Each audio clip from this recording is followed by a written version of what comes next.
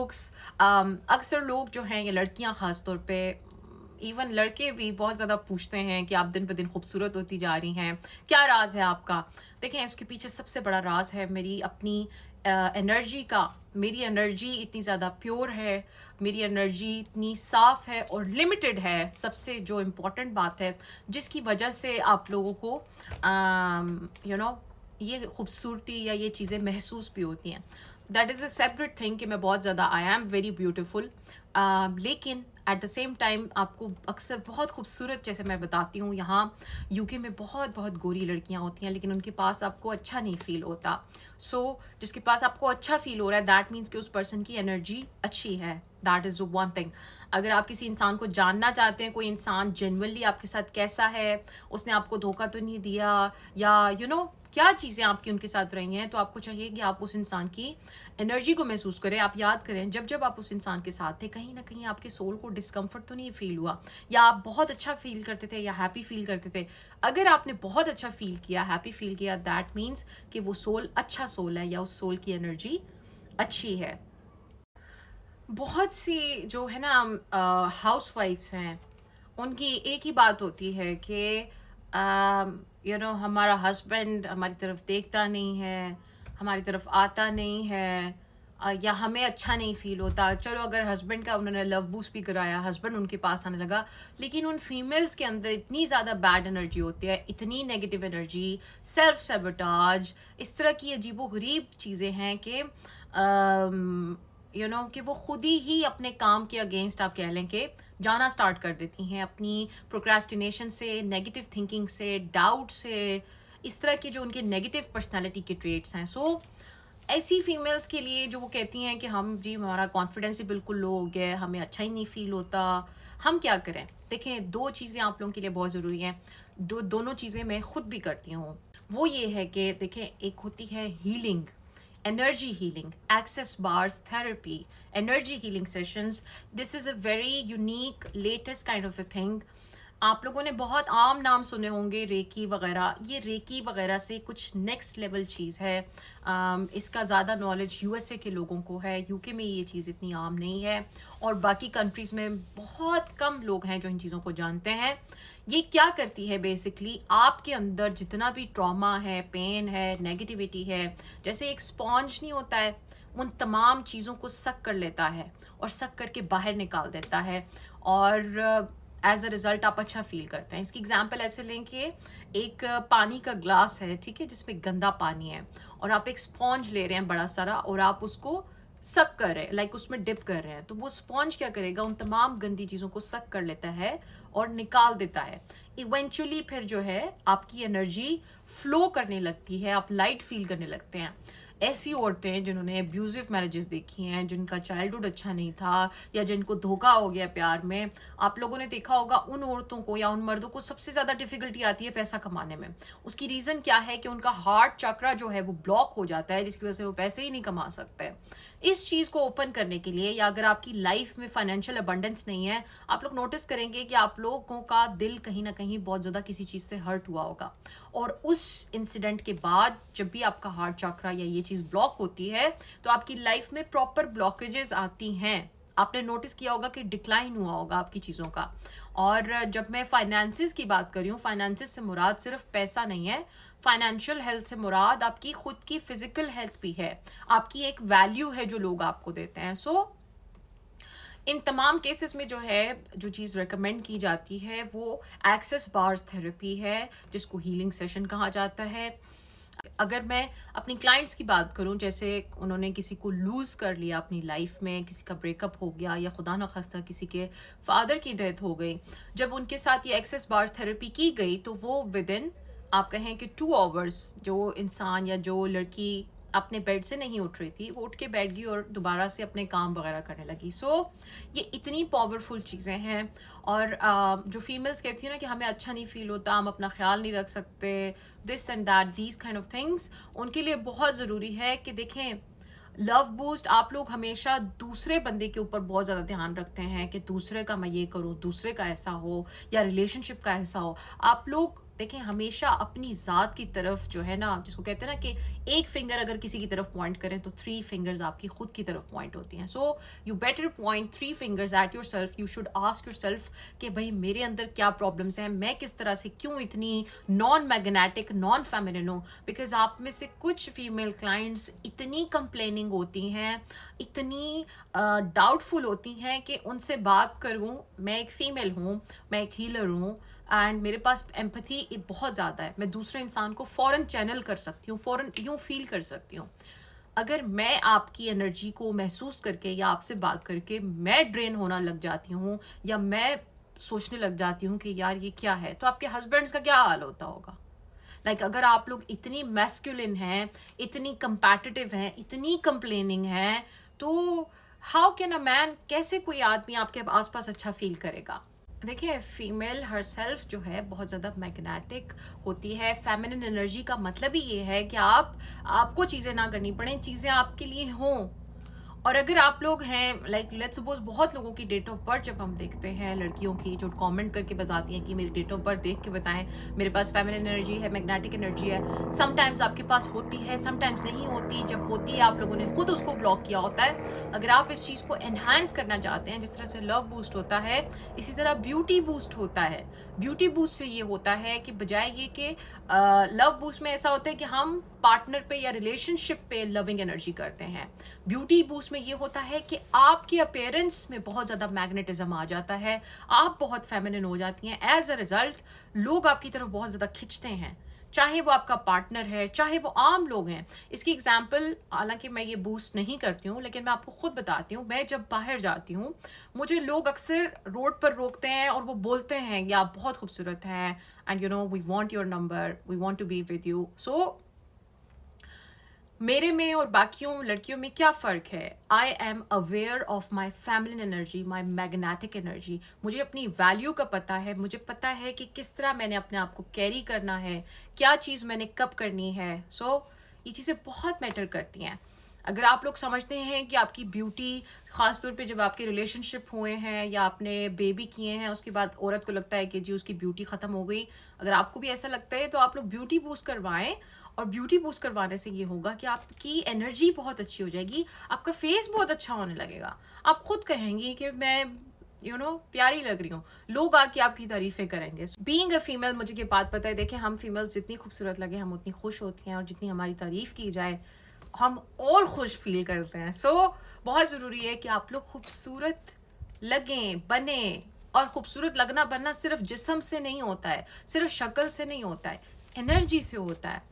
मैं हमेशा अपने क्लाइंट्स को बताती हूँ, देखें मैं इस फील्ड में, मेरे से बहुत सीनियर लोग हैं जो कि बहुत रिलीजियस गेटअप करके आते हैं, जो कि आपसे बड़ी टेक्निकल लैंग्वेज में बातें करते होंगे, लेकिन आप लोग उन तमाम लोगों को छोड़ के मेरी तरफ क्यों खिंचते हैं.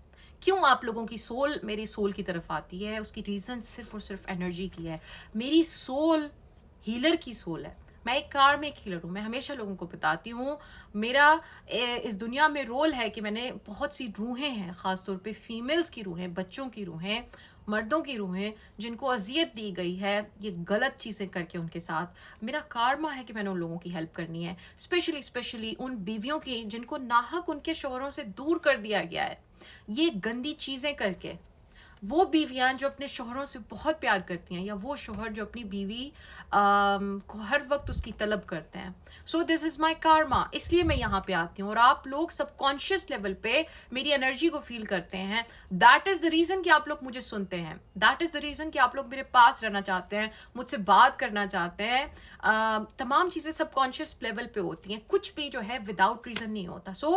Energy really matters. तो आप लोगों को रियली चाहिए कि आप लोग अपनी एनर्जी पे काम करें. किस तरह से कर सकते हैं? बेस्ट वेज, आप अपने हीलिंग सेशन करें, वो नहीं कर सकते अपनी ब्यूटी बूस्ट करें.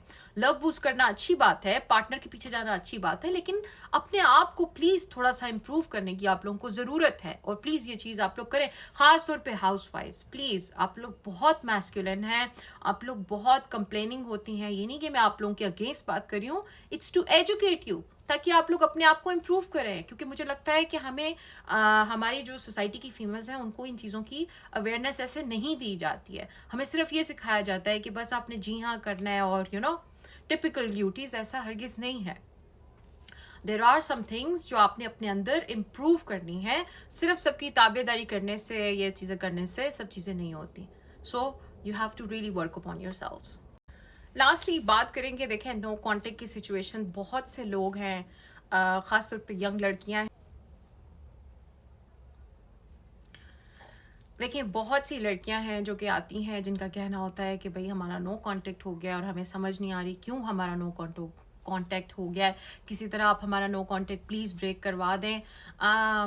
यू नो और जो जितने भी लड़के लड़कियां होते हैं जिनको प्यार हुआ होता है, या इवन वो बीवियां भी जो हैं जो कहती हैं हमारे हस्बैंड आउट ऑफ कंट्री चले गए हैं और उसके बाद हमारा नो कांटेक्ट हो गया है, वो बहुत बुरे हाल में होती हैं। मतलब उनका यही कहना होता है कि हम बस मर ही जाएंगे, अब हमें कुछ हो ना जाए, आप खुदा के लिए हमारे पर्सन से हमारा नो कांटेक्ट जो है वो ब्रेक करवा दें। देखिए ये चीज़ें पॉसिबल हैं, बिल्कुल पॉसिबल हैं। फिर लेकिन आप लोग जब आके कमेंट्स करते हैं कि भाई रीडिंग के चार्जेस क्या हैं, ये चीज़ कैसे है, ऐसे नहीं होता है। आप लोग किस दिन ये बात को समझेंगे? देखिए हर इंसान का केस डिफरेंट होता है। जब तक पता ही नहीं है आपके केस में क्या है, आपको क्या बताया जाए आपकी कौन सी रीडिंग है। जो रीडिंग होगी उसके अकॉर्डिंग चार्जेस होते हैं। और जो है ना, देखें काम की क्वालिटी जो है, मैं अपना जो भी काम करती हूँ मैं उसकी गारंटी लेती हूँ। मैं बोलती हूँ कि ये चीज़ है, इसकी ये एक्यूरेसी है, इतने परसेंट, ये चीज़ की 100% चांसेस हैं, 100% गारंटी है। इस तरह से मैं ये चीज़ें करती हूँ। जब आप लोगों को एक प्लान दिया जाता है, मेरी एडवाइस से उस चीज़ों को फॉलो करें, रिजल्ट्स आते हैं। लेकिन जब आप लोग इम्पेशेंट हो जाते हैं बीच में प्रोसेस के, या आप लोग उसमें अपना डाउट डालने लगते हैं, या आप लोगों की ही नेगेटिव एनर्जी इतनी अनकंट्रोलेबल होती है कि उसको संभालना मतलब एक अलग नया टास्क बन जाता है कि पहला नो कांटेक्ट तो हम कर ही रहे हैं लेकिन आपकी बैड एनर्जी को ब्लॉक करना पड़ता है। This can be very frustrating. तो प्लीज़ आप लोग थोड़ा सा अपने आप को इस चीज़ में काम रखने की कोशिश करें। देखें ट्रस्ट करें, कोई रीजन है जो आपका सोल ये बातें सुनता है। पहली बात, अगर आप लोगों के सामने मेरी वीडियोस आती हैं, ये विदाउट रीजन कभी भी चीज़ों को मत समझें। आप लोगों की सोल एक खास फ्रीक्वेंसी पे है। जिस जिस सोल को हीलिंग चाहिए, जो जो सोल प्रॉब्लम में है, उन्हीं लोगों को मेरी ये वीडियोस जाती हैं। और वही लोग जो हैं मुझे रीच आउट कर पाते हैं जिनके लिए कार्मिकली लिखा है कि उन्होंने बेहतर होना है मेरे थ्रू। सो अपने आप को थोड़ा सा इस चीज़ पे काम करें। इसके लिए जो सबसे अच्छी चीज़ है जो मैं रेकमेंड करती हूँ, किस तरह आप अपनी बैड एनर्जी को, या ये जो आपकी डाउट वाली स्टेट होती है, या कॉन्स्टेंटली आपका सेल्फ सबोटाज और इस तरह की चीज़ें हैं, इन चीज़ों से आप कैसे निकल सकते हैं। बेस्ट वे इज़ कि आप लोग जो है अपना एक कुंडलिनी योगा की बेसिकली एक प्रैक्टिस है जो कि मैं रिकमेंड करती हूँ, मैं खुद भी करती हूँ, मैं टीच भी करती हूँ।